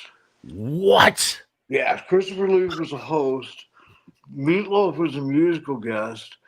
And during the show, during one of the breaks, commercial breaks, to clear it, and Gita kind of went, uh-oh, and we went, what? And she looked out, we looked out, and John was talking to the cameraman, right? Yeah. And looking up at us. And I thought, oh shit, because back then the zooming in was famous. I thought, oh shit, they're gonna do it. And sure enough, as soon as the next commercial break came off, that guy zoomed right up on me and her like an alien, And John was laughing, And then we we all went out, and I think we went down to 1/5 Avenue or something afterwards. That was the usual tradition in those days. And but John and me used to go. We got to be friends after that for. We just liked each other, and it was me and him was more of a. We go out with our girlfriends. He was with one he married. I can't remember. God, my memory's going, dude. Judy. I don't know. I think your memory's pretty good. I think your memory's been pretty good this whole time. Yeah. It takes me long. Usually I can just pop them out like that. I'm getting old, dude. And everything that comes with it, except the incontinence and the, But I've been lucky in that regard. That's why they call you Cheetah Chrome. Sure. But what do you call it? No, so we used to go out for dinners and stuff. Yeah. Go to Chinatown, go to Little Italy or something like that, and no big behavior, no cocaine, really, And matter of fact, one time John came to see me after that was just before he died, about a month before he died, and I was down at CBGB's, and I'd been, getting into, to joke pretty heavily, and I was doing a sound check with it was me and Billy Balls, and I think Walter Over and Billy Ratz, Jerry Nolan. We're doing this gig at CB's, and I'm down in the bathroom trying to get high. I hear this voice and go, Cheetah! And the next thing I know, somebody burst through the dressing room, and I, get done real quick and flush whatever I can, And The worst toilet in New York. Oh yeah, well, I just so toilet paper on top of it. It was just empty syringe, But the John comes in and he's like, I'm getting all, he's like, what are you doing here, man? Oh, motherfucker, if I catch you doing dope again, I'm gonna kick your fucking ass and blah blah blah. And what do you fucking do? A month later, he goes out to fucking L.A. and does the same goddamn thing. So he died. That And must have I been always so told, shocking. I hope I didn't put any ideas in his head, because I always told it was bad news. I told everybody that what I do to myself, don't do to yourself. I got my reasons. You don't have any. What was like? Was he like? Could John Belushi be just like spontaneously funny, like out of nowhere? Like you just be doing it, just do some Yeah, very ridiculous. much. I mean, Yeah, he used to be able to, he used to wear up his, Animal House sweater out to, and he had that hat. yeah, The pork pie, whatever you yeah. call Pork it. pie hat. Yeah. Yeah, and he would do the cartwheel with it, He would stay on his Yeah. I head. think I know what you mean. Yes, yes, yes, yes. Yeah, I mean, every now and then you see some real, things, but I mean, I always noticed he used to study people a lot. I always noticed he was always watching people and kind of going, and studying their movements or, something interesting about him. You could tell it was something he was storing away. Which is cool. I'd never been around an actor before, I mean, they gotta absorb. It's like absorbing somebody's style of playing. Like you're looking at someone's style of playing. Like, oh, I like the way you're doing that. I want to incorporate some of that into what I'm doing. And yeah, exactly. Except for like an actor, I guess like a restaurant's like a same as a concert hall or a theater. Let me ask you this, because I mean, I've read a lot on Stiv Bators, but like I'm trying to think of, well, I guess I've spoken to a few people who've knew him, but like you were his, I mean, it's one thing to know someone. It's another thing to be in a band with them. What was Stiv Bators like, man? Like what was he like? Like the antics that he would do all sorts of crazy stuff. For those of you who don't know, there was a story out of this book from Legs McNeil where, the song caught with the meat in your mouth is taken from an incident that happened. Was it at CBGB's, Cheetah? Oh, yeah. There's a female fan again you put up to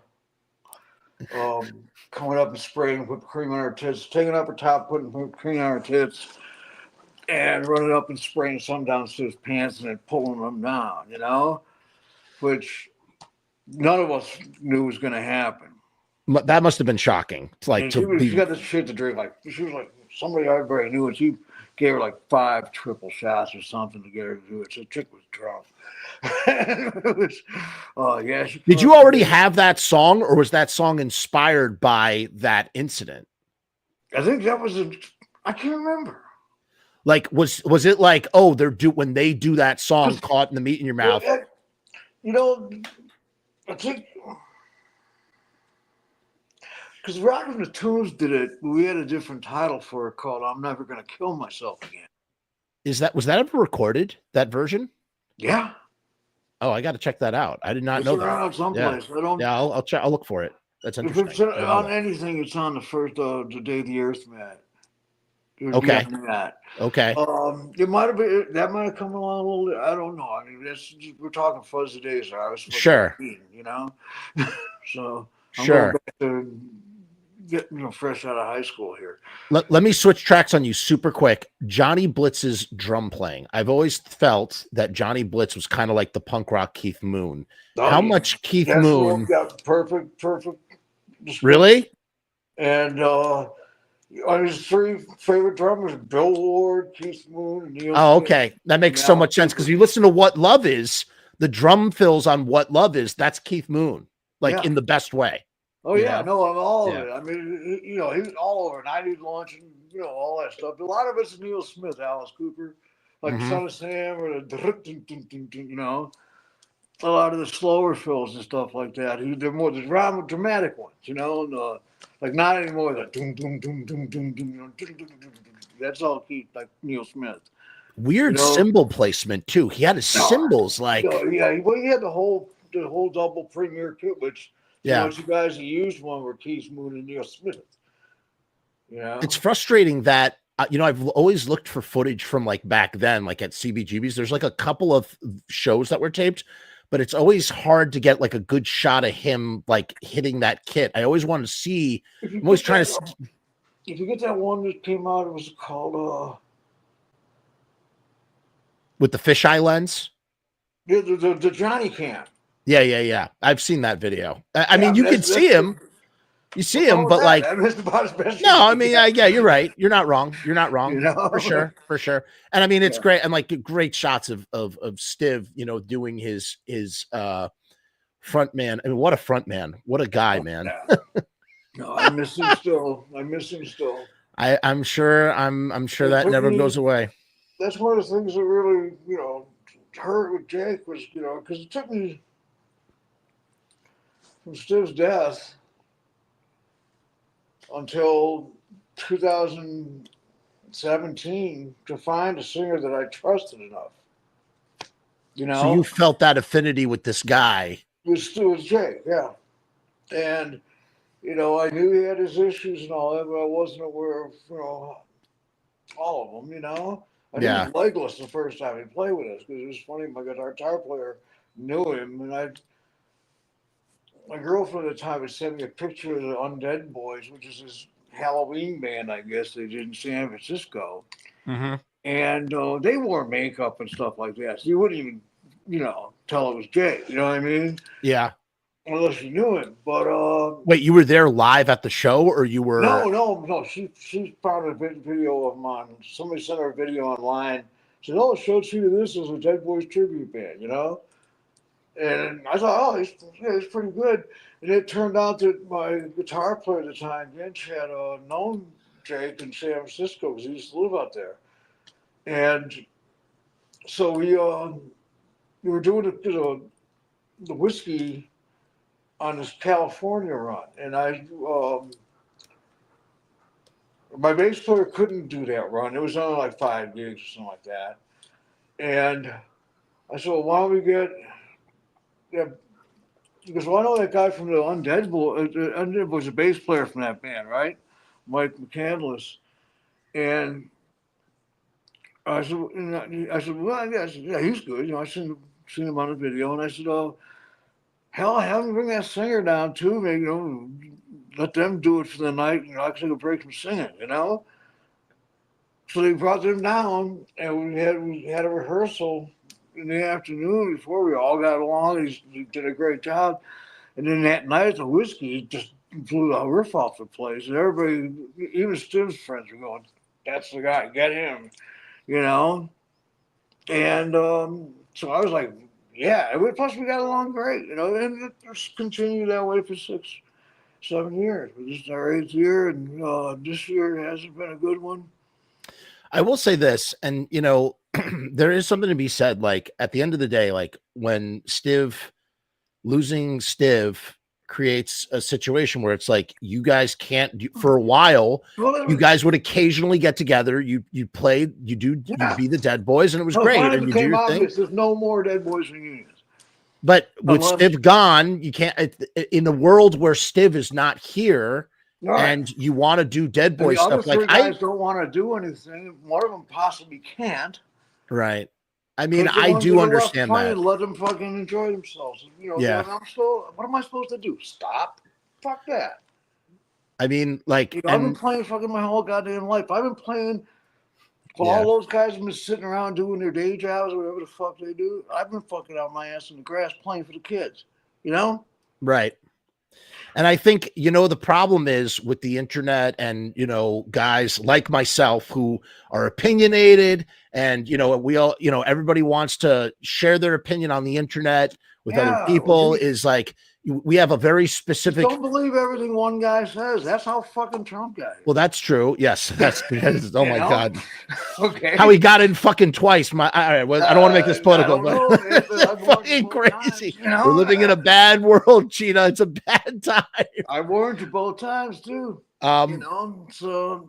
Oh my Lord. But can't blame that on me. Let me grab my beer real quick. Go ahead. Grab your beer. We're winding down here. I have a couple more questions. Explain the actual only use of AI to you. Yeah. Okay. Fine. Go get your beer. Go get your beer. Again, Talk to if your you're kids not, again. yeah, I'm talking to the people. I'm talking to people. Cheetah's waving. I just want to say, for anybody who's watching this and has enjoyed this show and this interview, I got to say this has been a great interview. I'm really enjoying speaking with Cheetah. It's such a pleasure and an honor to actually do that, and like, pretty cool. Not gonna lie, I never thought Cheetah would come on here and talk to me, especially after those other videos I did.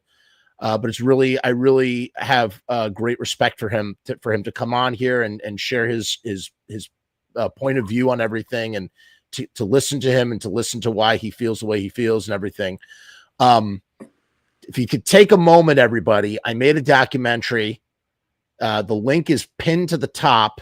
I would love it if you could open up a new tab and watch that documentary. Give this video a like, subscribe, leave a comment, all that bullshit that all the YouTubers always say. If you could do all that stuff, I would really appreciate it.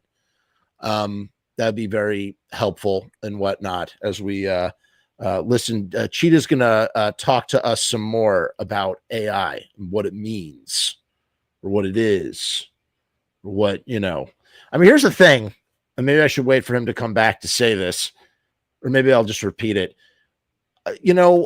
What I've seen of some AI, like, first of all, I always thought that AI would come in and replace all the manual labor jobs, right? Like the idea that like human beings, I guess in a perfect world, could be free to pursue art because they wouldn't have to worry about clocking in on Monday morning to go jackhammer, a foundation of a build, whatever. That's just a very sort of generalized example here. And it seems to be the reverse, actually, is that AI is being used for creative work instead of for, building buildings or automating whatever. And it's friggin' weird. It's friggin' weird. What do you Cheetah, and Cheetah, we have some questions from the audience as well. Oh, okay. But first, say what you say your 2 cents about what you wanted to say about the thing. Oh, okay. Now, everybody wants to know where the major use of AI was, which Jake knew nothing about. Okay, because you didn't have to know about it, because he, like I said, it was supposed to be a surprise. He wasn't in the original band, and this is during the discovery, the process of finding old tapes. Kirk Yano, the engineer that owned the studio where we rehearsed at, was an old friend of me and Stiv's. I've known the guy since like high school. Stiv met him when he first moved to Cleveland. He's all gone on to produce like Public Enemy, people like that, Mm-hmm. But at the time, he was working with us, and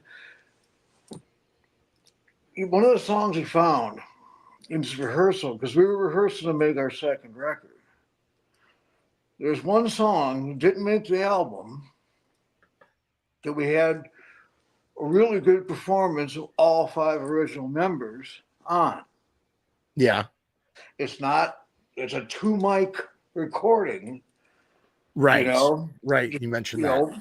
Just room mics for reference tapes to take home, right? It was never intended to be recorded as a single or a record or anything. But all of a sudden, here's this song. The only problem was, with a 2-mic recording, guitars and everything, Stu's voice was buried in the mix. You could not hear it. Oh. And so what we did was Kirk Yano, the guy that originally recorded the tracks,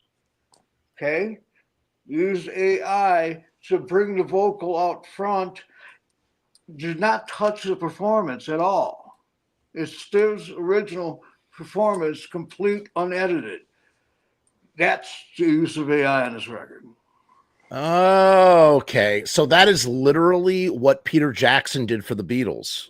And that, well, listen, the thing is, I think the Beatles even fucking went in and had somebody trigger John's voice. Yeah, but this is not even that. This is Stiv's original right. performance, but the only way we could let anybody hear it was by using AI to recover it. That's the AI we use. And that's what I'm the bad guy over. Okay, well, I will say this. If that's what you're the bad guy over, if that's what that is, like that is absolutely a like good use of AI. That allows I that thought I was doing allows something nice for the fans. that Now they hate me so allows much, I people don't to even want to play for fuckers anymore, you know? but that allows for people to hear, you know, record Yeah. or allows Yeah, for people to exactly. hear Give them stuff that you couldn't.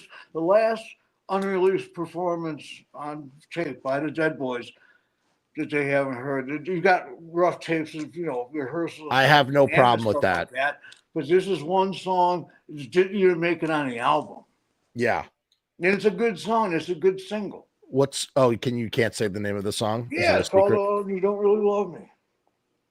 I mean, I don't have any problem with You really that. don't love me, I think. You really don't. It's one of those two. I think it's You Really Don't Love Me. As a fan, I don't have any problem with that at all. I think that that's a worthy use of AI. I think the Beatles have used it to great success.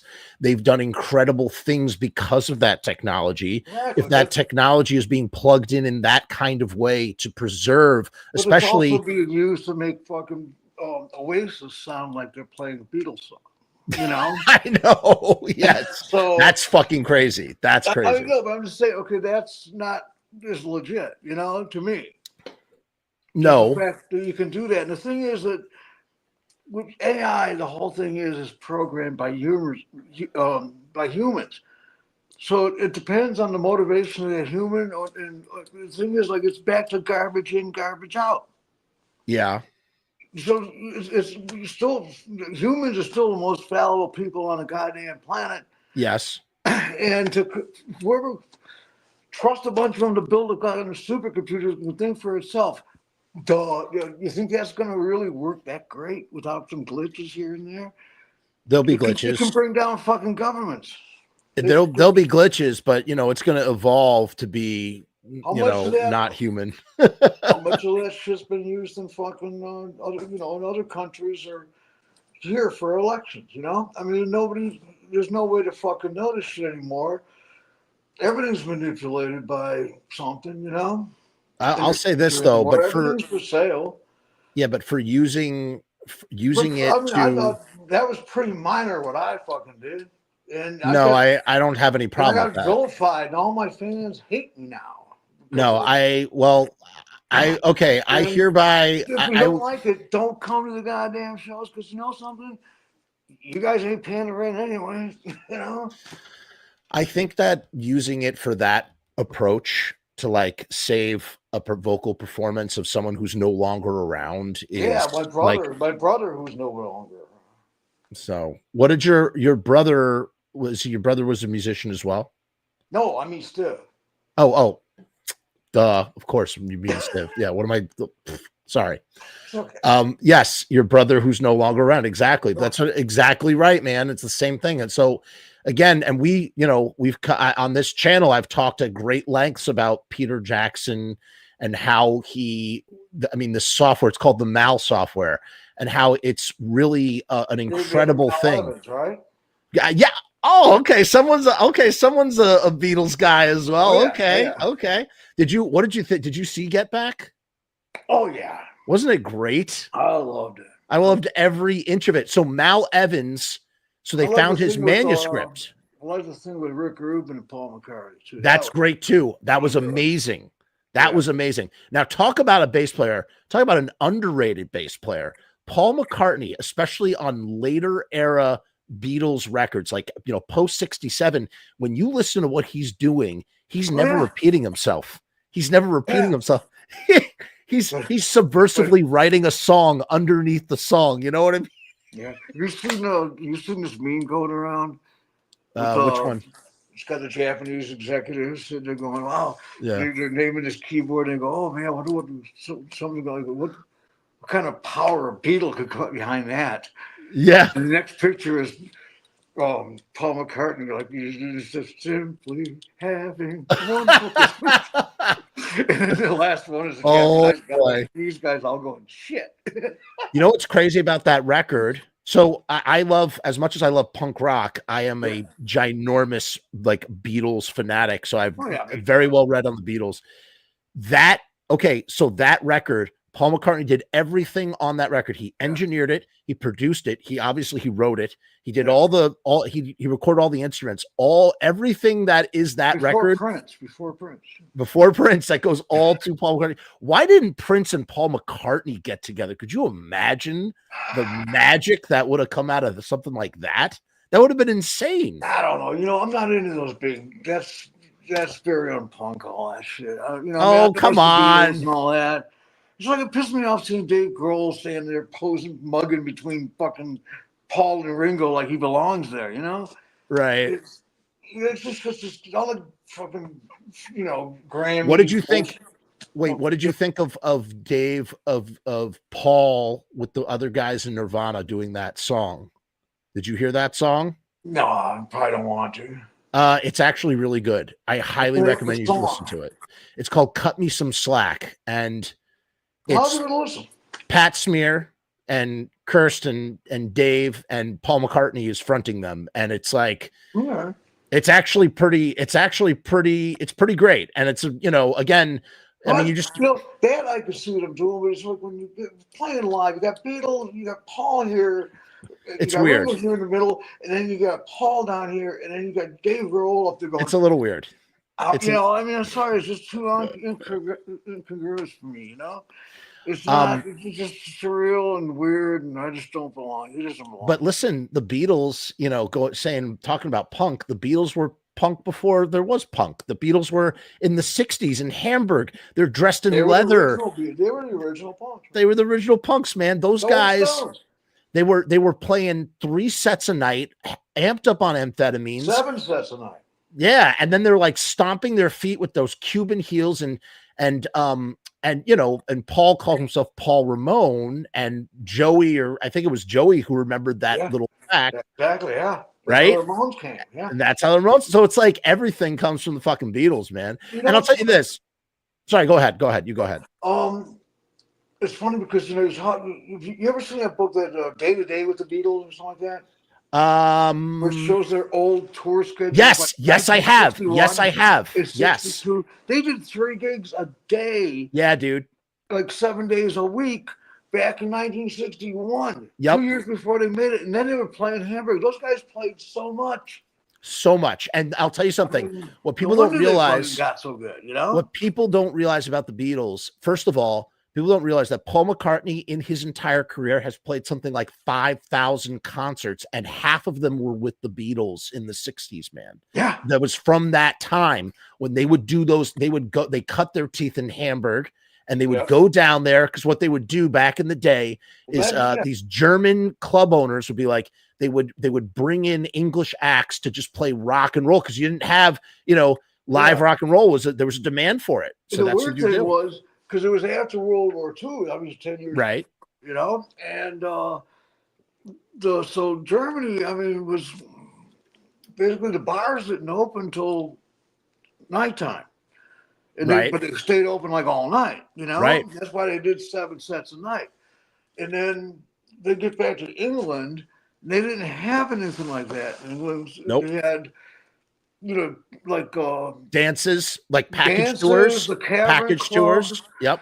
Package tours, playing like, you know, basically the equivalent holiday of camps, VFW halls, you know, holiday camps, stuff like that. Yep. And I mean, they would do 3 of those in a day, like 100 miles apart, you know, and think nothing of it. I mean, those guys, and you know, did you watch Beatles 64, the new thing that just came out? No, I gotta see it. Yeah, you gotta see it. I haven't been able to do anything for the past month, dude. It'll put a smile on your Cheetah. It'll put a smile on your face, and I'll tell you something. You know, they have that footage of them doing Long Tall Sally in Washington D.C. in February of '64, and when you see the revolving stage. Yep, and let me tell you something. You watch them cook. They're cooking on stage, and the chemistry. You see Ringo just fucking going to town, man. Going to town. It is something else to watch. And again, between songs, they all go grab their shit and fucking move it. Yeah, and they have to switch, and they have footage of it, and they show it happening.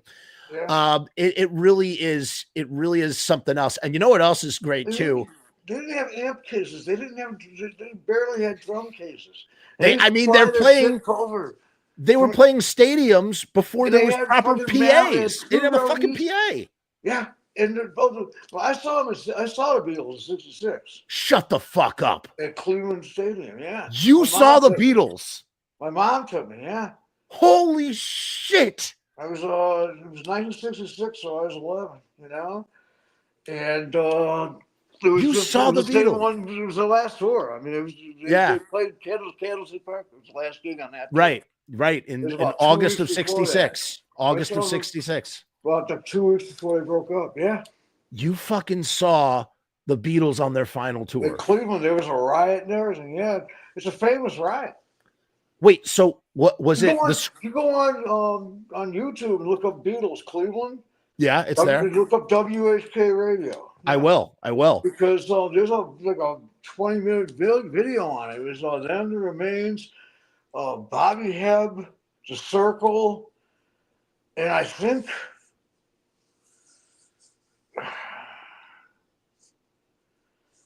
there's somebody else that was on that show. I can't remember who it is. Now, question: by that time in '66, like Beatlemania was like really 64, 65, right? But like by '66, right? This is past Beatlemania. So by '66, psychotic, right? You know? But was the screaming still at that? Screaming was so bad, and the PA, they had some. I don't know what, like Voices of Theaters down there, on stage, but it wasn't big enough to fill that stadium. So they were actually hearing the Beatles through those tin horns. They announced the baseball game in the corner. Mm-hmm. You know, it was coming through the whole place, and then whatever you could hear from the front. But when the girls were screaming, you couldn't hear, hardly anything except it came away. The Remains, Bobby Hebb. I knew what song they were playing every song all the way through the show. So the other bands that you were asking about, it was the Remains, Bobby Hebb, the Sickroll, and the Ronettes. That's the Ronettes. That's what it was. Yes. Another amazing. And I ended up playing with Ronnie. Did you? When did you play with her? On what? She had put out her first solo album, Siren. Wow. I did. I played on the single, which is "Darling." Darling. What is she like, man? Like, she's just wonderful, warm, sweet. Talk about a legend, dude. Yeah. Who saw? Listen, she's still around, and like the fact. I mean, she saw everything. Yeah. She's around, man. I'm name dropping now because it's okay. You're allowed to name drop. In fact, listen. I have to just chime in real quick just to say. I have to wake up so fucking early for work tomorrow, and this sucks because I don't want to stop. But here's what I want to extend my invitation to you, Cheetah. At some point in the future, I would really like for you to come back, and I'd like to do a proper Q&A where you can people can ask you questions. Would you be down for that? Is that cool? Oh, fuck yeah, whenever you want. Cool. Man. Let's. So we'll. I got nothing part 1 and part 2. I got Spain in February, and great. So let's do it. So let's fucking do it, man. Well, I'll hit you up. We'll talk. AI for. The AI you've explained. Listen. I just want to say, you've explained the AI thing, and I really do. I have an utmost respect that you come on here to clarify and to talk and just to like. Give us, your point of view and your side of all this stuff. And I really do appreciate it. Thank you. I'd rather take shit out than hide from it. Yeah. I appreciate you giving me, equal time. Well, it's great to look. I mean, again, I admire your work for, a long time, and it's really cool to like speak with you and just to even just talk music. I love that that you could talk Beatles, man. That's the shit. I can talk Stooges. So we haven't even discussed the Stooges, dude. We got to save that. We're going to talk. I want to talk all those. I love the fucking Stooges, man. You made a friend here, man. Yeah, for sure. So So let's hold on. Wait, what were we just talking about? We were talking about what were we just saying something. The Ronettes. Ronettes. No, but there was something else. Drop, and the thing was yeah, you were saying about name dropping. Go ahead. Was I was doing Genya was producing the record, right? Yeah. The Ronnie's record. Yeah. And so me and Billy Rass from the Heartbreakers were down there. He was playing bass, I played guitar. It was Tommy Price on drums, and a couple guys from Genya's band. I can't remember all their names on other stuff, right? Yeah. And turns out that when we showed up, like I was, me and Gita were friends with Anita Pallenberg, back then. She showed up and rang the bell, and we were like, "What are you doing here?" And she's like, "Oh, what are you doing here?" And we were like, "Well, I'm recording with Ronnie." And she's like, "Oh, the Stones are upstairs tonight." And so about the next 10, 15, 20 minutes later, Marlon sticks his head and goes, "Hey, Mom, Dad's here." And it's the first time I met Keith and Mick. Wow. That night. And turns out that Keith and Ronnie knew each other pretty good, And so it was cool because he came over and sat. We were sitting there talking. He came over and sat down with us, and she introduced me to Keith.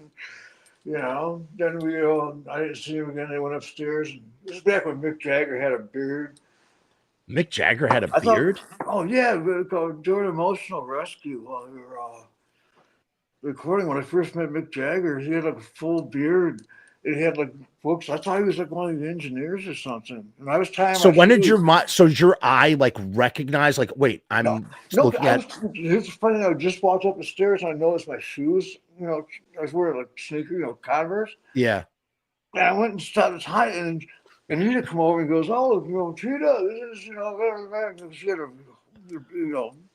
hell of an accent, and she was high." Yeah. And so I just went like this, and I was, "Hey, man, how you doing?" And finished tying my shoe. And I looked at a guy with a beard holding some books. I figured he was like an engineer or something. No, it was Mick Jagger. Wow. Then Wait. He comes over. Yeah. We ended up talking later. We got along really good. It turns out we lived like 3 blocks from each other and watched the same movie every night. The same movies. There used to be a late 2:00 in the morning movie on one of the channels. I think Channel 11 in New York. They always showed WIPX. That's the one. PIX. Yeah, PIX. Yeah. They used to have all classic old movies. Sure. And we started talking about that, and then finally we knew each other because he was like, "You've been in any of those shows at the Beacon Theater?" And I'm thinking, "Well, how the hell do you know that? Why is he asking me that?" And because I lived right by the Beacon Theater. And he goes, "Oh," I go, how do you know I live by the Beacon Theater?" He goes, "Oh, I see you around all the time." Wow. That is friggin' hilarious, man. Yeah, it was very funny. Did you ever hear the story of there's a great, I don't know if it's true. It might be just like a myth or a legend or whatever, but there's a story that one night, like Charlie Watts had it up to hear, bands getting upset with each other. That's where he punched Mick?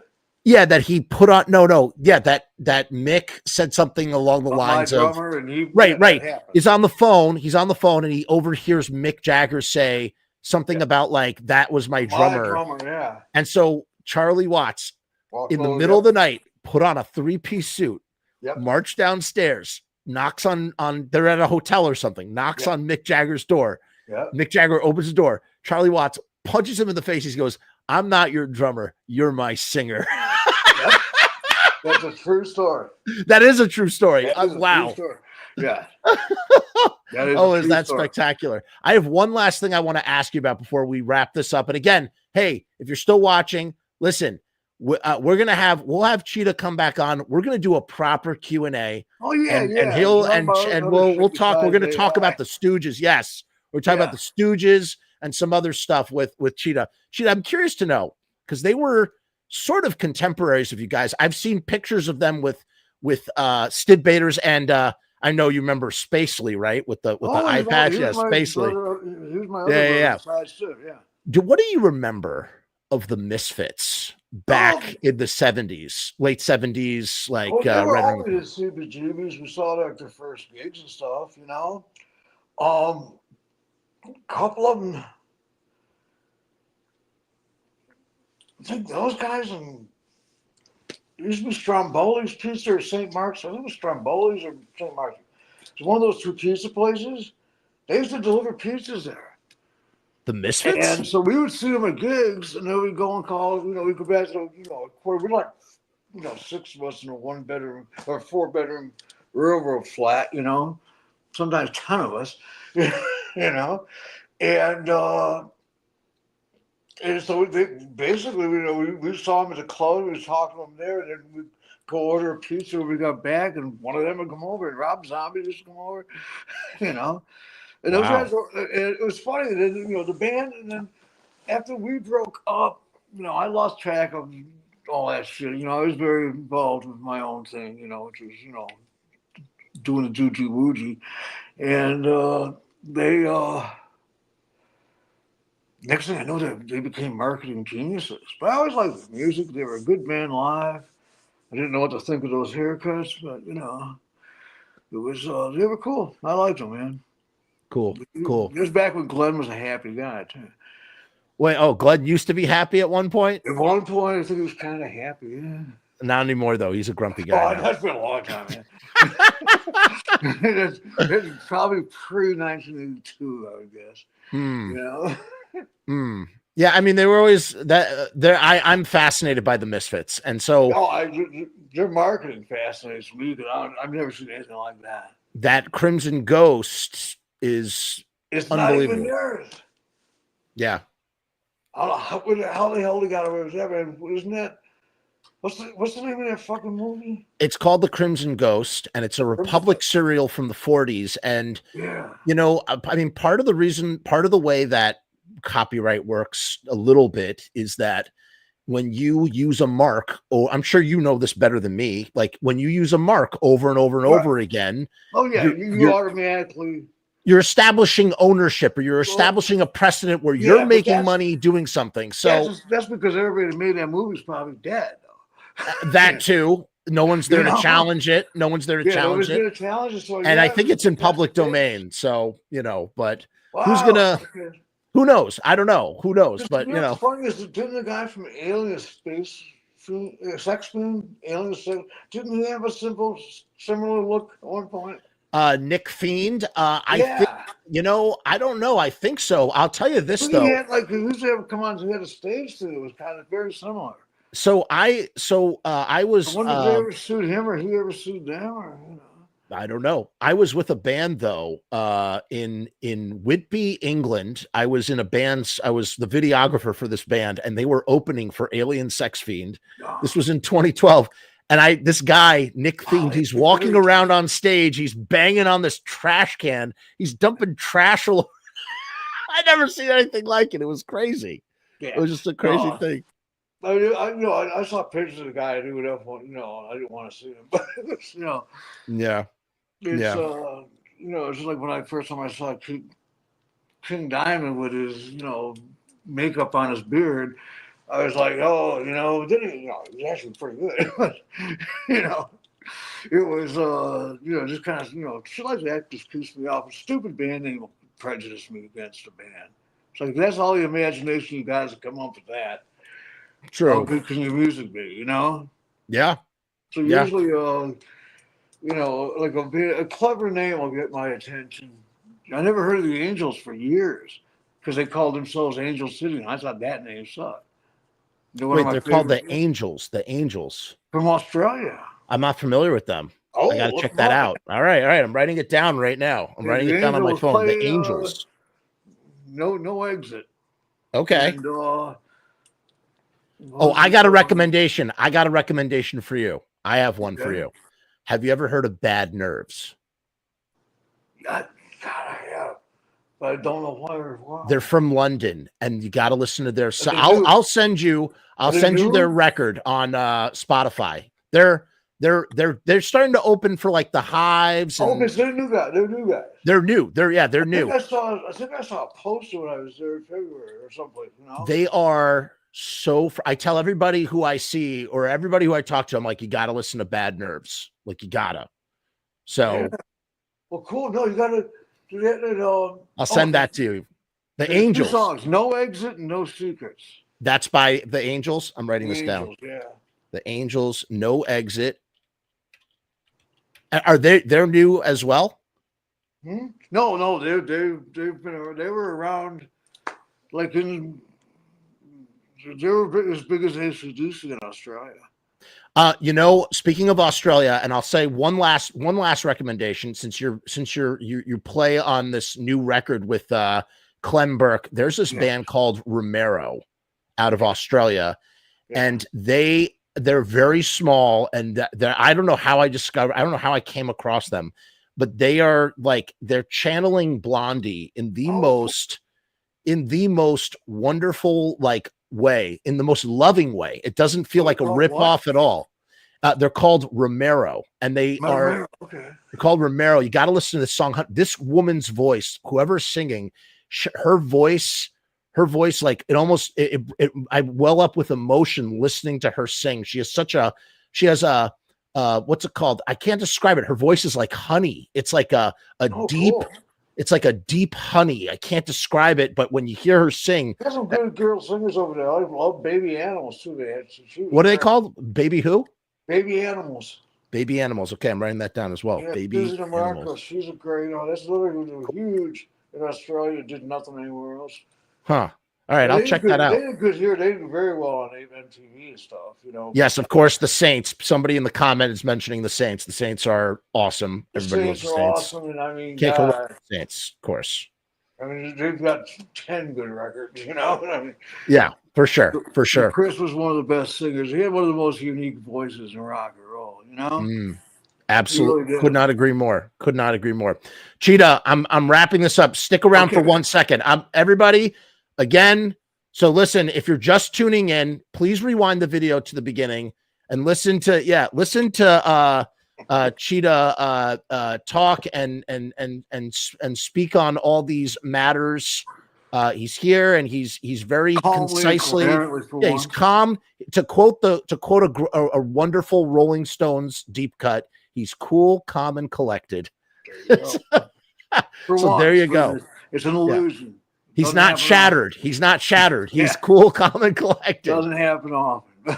He's not having a 19 nervous breakdown. We could do this all night. My antidepressants back. Yeah. He's not mother's little helper. I could do this all night. I can name every Stone song. Let's do this again soon. Man. I would love to. I'd love to. Hold on just 1 second. I'm going to end the stream. And everybody, peace, hair grease. Again, like I said, subscribe, like, comment, all that bullshit. Check out my new documentary. The link is pinned to the top, and we'll be back. We'll be back another time. All right, I'm ending the stream. Thank you all. Thank you.